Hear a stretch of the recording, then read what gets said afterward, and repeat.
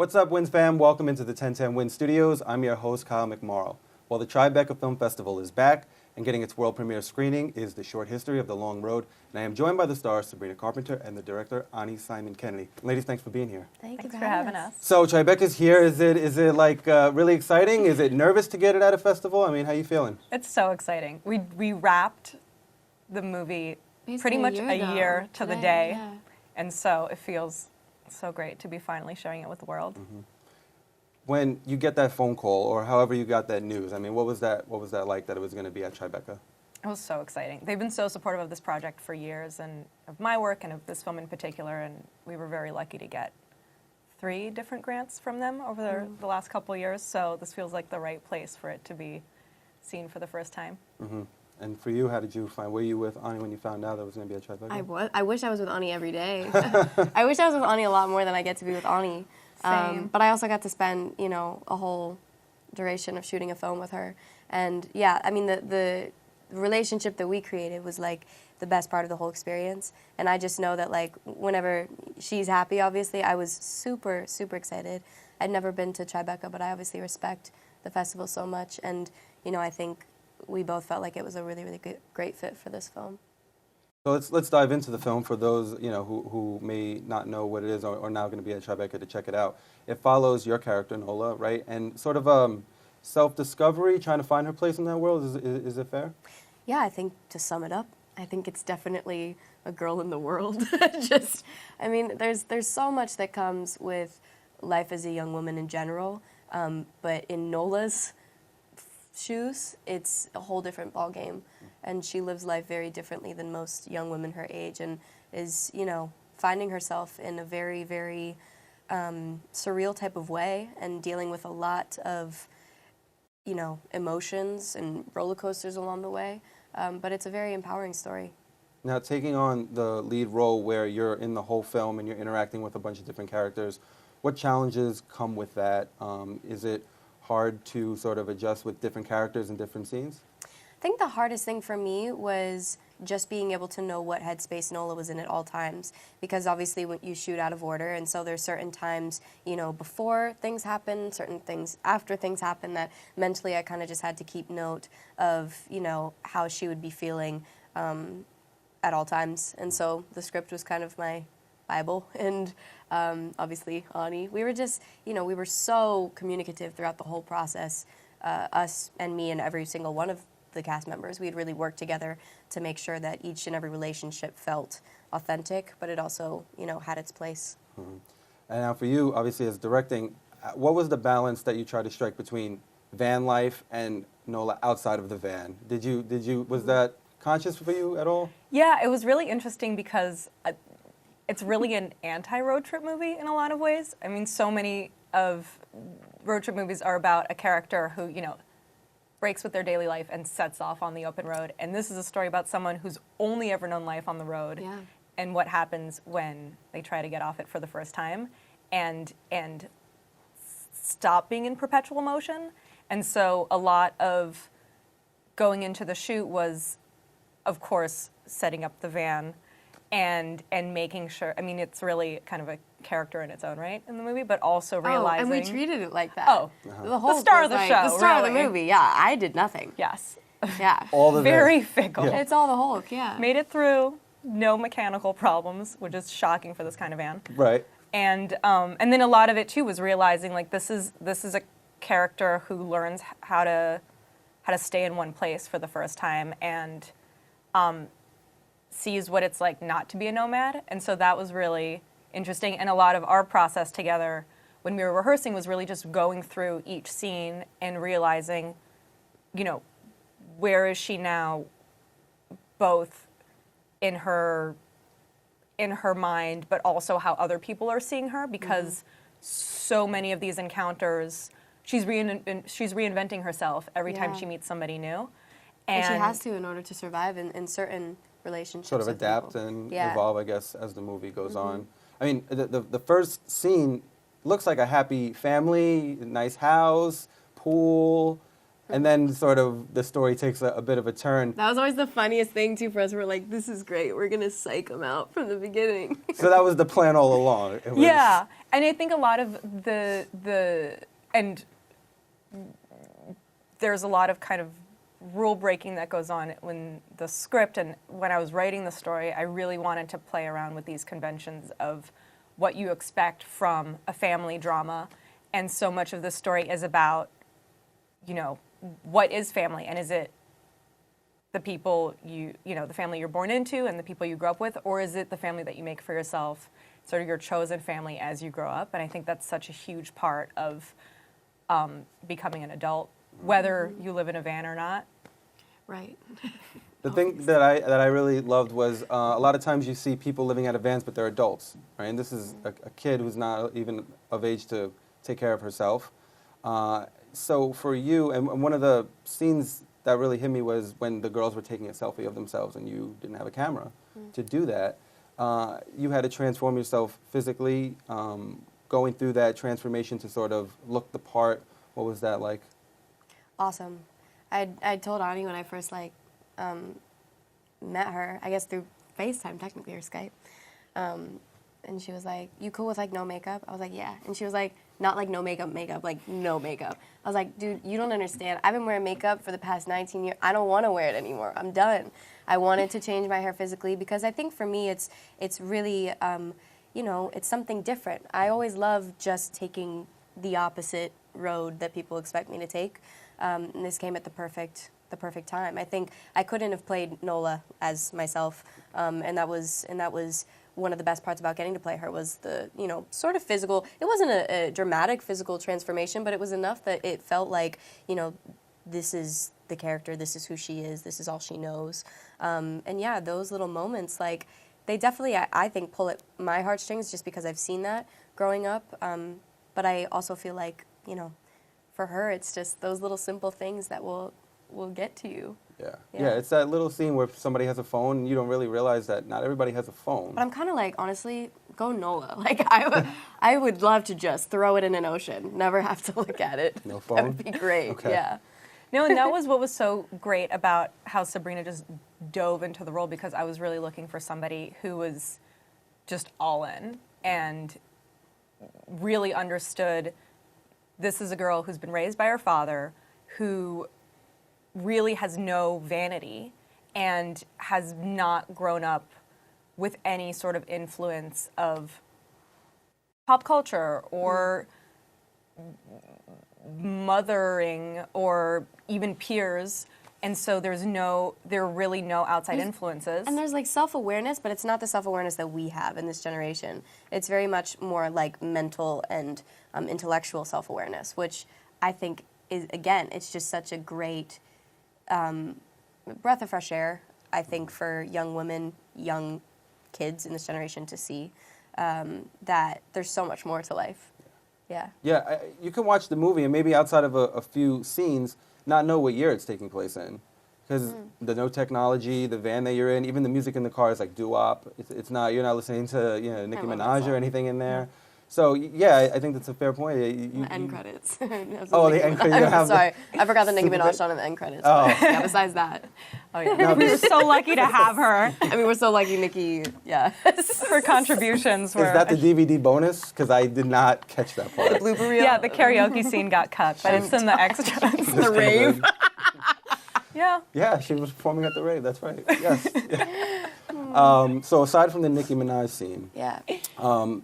I'm always curious to know from a directorial standpoint, is there a lot of scenes that you wish you could have gotten in that you weren't able to because of time? Because I know there's time constraints you always got to deal with. So anything that was left out of the film that you wish made it in? Honestly, pretty much everything made it into the final cut, minus the rave scene. But there has been a lot of, truly when you kind of look at the shooting script versus the film, it's incredibly similar, and really what changed the most was just we did so much improv that made it into the cut. Oh, there's a lot of improv. Yeah. Okay. And I think that was something that I was really looking for when I was casting, and Sabrina is amazing at just being able to take anything and just roll with it in a way that was really exciting for me, because for me so much of how I write is, it's a blueprint, but I want actors to really embody the characters, and I kind of see it as I'm designing a suit for somebody, but at the end of the day, I want to be able to tailor it to their body, and I'm not at all,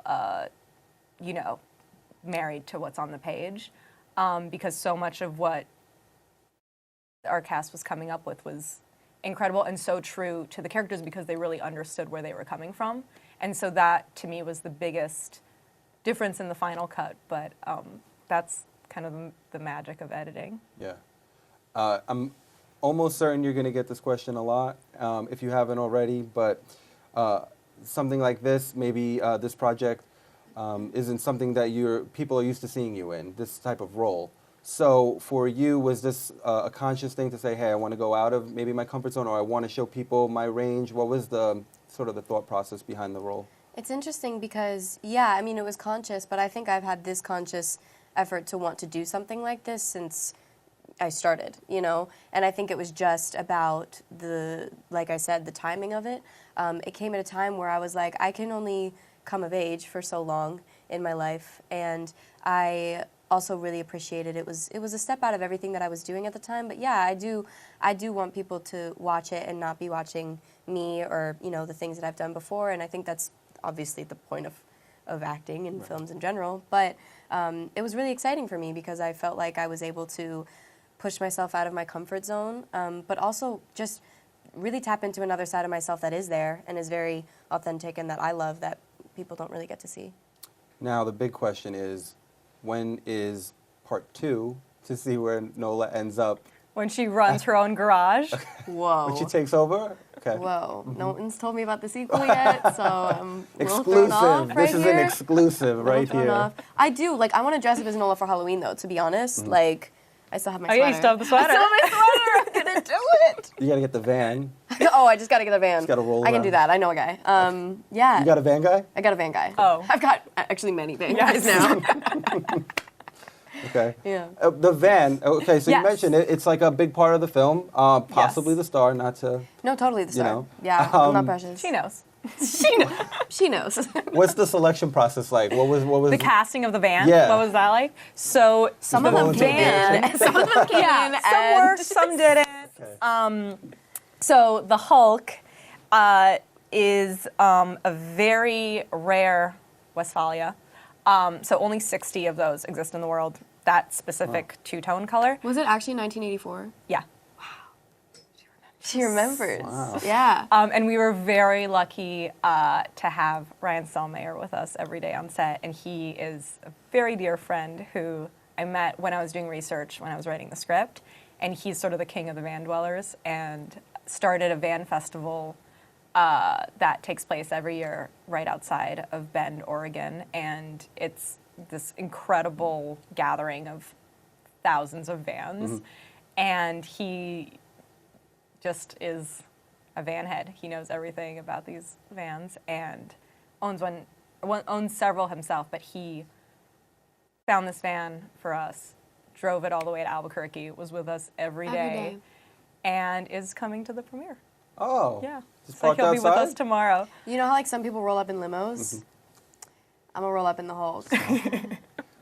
Does it have that? No, No, Okay. ours it is doesn't. classy. Sorry. Sorry. I don't no. want to insult the Hulk. No. So obviously, it's very clear. I met you guys before the interview. It seems like a real friendship. You guys really like each other, unless you're really good Great at acting. acting. Oh, she's an incredible actress. Fantastic acting. Yeah. Yeah.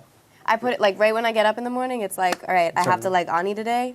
I'm kidding. It's like a switch. To be honest, I think what she said earlier to me, which I actually didn't know this until she said it, but she was saying very nice things, and just saying how important it is, how important it is for her to actually connect with the people that she's working with, and obviously I agree, but I cannot always be so lucky when I'm coming into projects that I get someone that cares as much about not only the script and that she wrote so beautifully and the whole project that she put together and created this world and universe, but that she cared about every detail and every person, every cast member, about their well-being as a person and their well-being on set in the characters they were playing.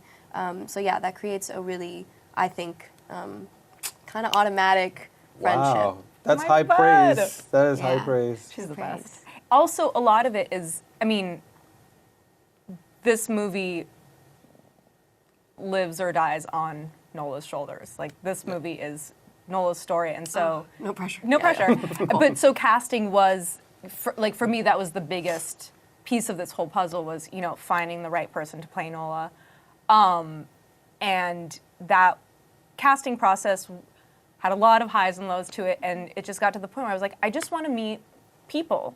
I don't want to watch tapes. I don't want to watch auditions. I don't want to have, there was no casting director for the lead roles.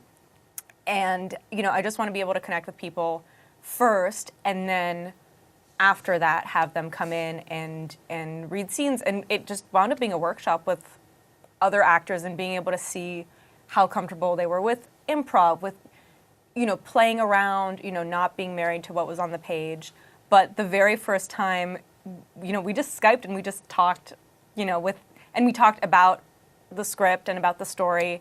And I wanted someone who had opinions. Like, I wanted to hear, what worked for you, where you connected, where you didn't see yourself in Nola, and, could you not wear any makeup and stop shaving for months and just really kind of throw your whole body and soul into this project. I could have not shaved for a longer time. Oh, I was amazed that you actually did it. She actually didn't think that I would do it until we were like halfway through shooting. And then I like raised my arm and she was like, whoa. I was like, we gotta get this. I was like, Ani! I was like, what do you think I am? No, it was amazing. It was great. It was cool. And now we text daily. Yeah. Nice. Yeah. All right, so cooking show, where are we going next? Joint album? It seems like good cop, bad cop, buddy comedy is the move. Who's the good cop, bad cop? Hollywood, we're ready. I'm the bad cop. Bad cop. Obviously. Sure. Yeah, Yeah. absolutely. Definitely. But yeah, no, maybe never a going to be in front of the mixtape. camera. Maybe a mixtape. You don't have to be in front of camera for a mixtape. True. Yeah. We just get your working on vocals, my some vocal ad-libs. cords. Yep. Nice. All you have to do is like, just throw in. Yeah, I'm the hype woman. That's perfect. Cool. Migos has made millions off of it, so there you go. I feel like that's my range. Yeah. Perfect. Well, speaking of music, later this year, at least, it looks like another album is coming from you. Is that? Yes. Do you have any details that you can share? Release date, what fans can expect? I don't have the release date for you other than it's coming very soon, and I've been. It's the second half of my last album, Singular Act 1. It's Act 2, and I'm very excited for everyone to hear it. I don't like to give too much away. I just like to let you listen to the music. And Ani, Yes. projects upcoming? So I'm writing 3 different scripts right now. At the same no big time? deal. Yeah. Well, Okay. there's scripts that I've had for a while that I'm now kind of diving back into and figuring out which one's going to come next. And then I just made a documentary with Viola Davis that premiered last night. Oh, congratulations. Thank you. And that'll be out soon. Big April. And yeah, it's been pretty busy. It's been all right. Pretty good. Yeah. And just did a video for Planned Parenthood that's been making the rounds about equal payday. Okay. So, a lot. She does it all. Clearly. Yeah, I got a good Just trying gang. to stay busy? Yeah. Okay. Well, congratulations on both of your success with the film. Thank you.